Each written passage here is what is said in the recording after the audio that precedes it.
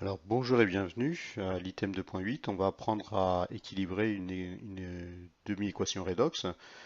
Alors pour cela, un petit exercice, soit le couple 1 constitué de l'ion permanganate MnO4- et de l'ion Mn2+, on vous demande de déterminer l'oxydant, le réducteur et d'écrire la demi-équation redox et enfin pourquoi on acidifie.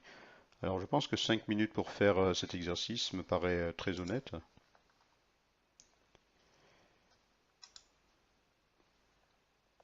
Alors correction.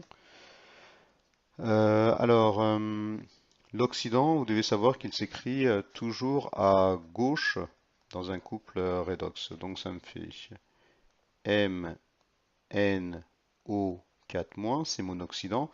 Et mon réducteur, il s'écrit toujours à droite. Donc le réducteur, c'est l'ion Mn2+. Alors on va écrire la demi-équation redox. Alors ça se fait par étapes. Dans la première étape, on commence à écrire tout simplement l'ion oxydant. Et tout de suite, pour bien se souvenir que c'est l'oxydant, on met un certain nombre d'électrons. Et on met de l'autre côté de la flèche le réducteur, c'est-à-dire Mn2+. Bah oui, on avait vu précédemment que la demi-équation s'écrit sous la forme oxydant plus n électrons donne réducteur. Ben voilà, c'est l'écriture. Alors j'ai laissé un trou à ce stade-là. On va très vite voir pourquoi. Donc ça c'est la première des étapes. Alors la deuxième étape, il s'agit en fait d'équilibrer les atomes d'oxygène. Alors pourquoi il faut équilibrer les atomes d'oxygène? Parce qu'on veut respecter la conservation de l'élément chimique. Alors on voit que à gauche du signe égal, il y a 4 atomes d'oxygène. Par contre, il n'y en a pas à droite. Alors, s'il n'y en a pas, ben, cette conservation n'est pas respectée et donc on va les apporter sous forme de molécules d'eau. Voilà. Alors, en faisant ça, je n'ai pas du tout triché, hein. Il faut savoir que la solution de permanganate de potassium, bah, c'est une solution, donc elle contient un solvant qui est l'eau. Ok? Voilà.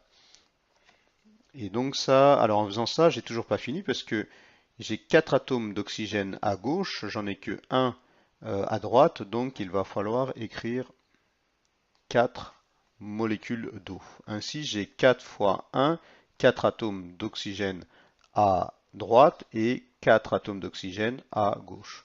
Donc la deuxième étape est terminée. Alors en faisant ça, je viens de créer un nouveau problème. Alors lequel? C'est que j'ai maintenant apporté des atomes d'hydrogène, j'en ai apporté 8 alors qu'il n'y en avait pas du tout au départ. Alors c'est pour ça que j'ai laissé un trou à ce niveau-là. Donc ces atomes d'hydrogène vont être apportés par les ions H+. Alors il faut savoir que ces ions H+ ne tombent pas du ciel, hein. Il va falloir impérativement acidifier, c'est-à-dire rajouter du sulfate, de l'acide sulfurique, pardon, voilà, d'accord, à notre solution avant de faire la réaction chimique.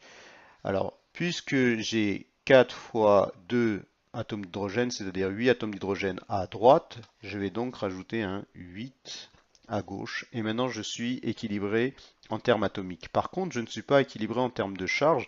En effet, à droite, je constate que les seules charges sont apportées par l'ion Mn2+, et cet ion apporte, comme son nom l'indique, 2 charges plus. Donc à droite, j'ai 2 charges plus. Par contre, à gauche, j'en ai pas autant. C'est-à-dire, regardez, j'ai 8 charges plus, moins une charge plus, c'est-à-dire ça me fait 7 charges plus. Donc il faut passer de 7 charges plus à 2 charges plus. Voilà pourquoi j'écris mes électrons.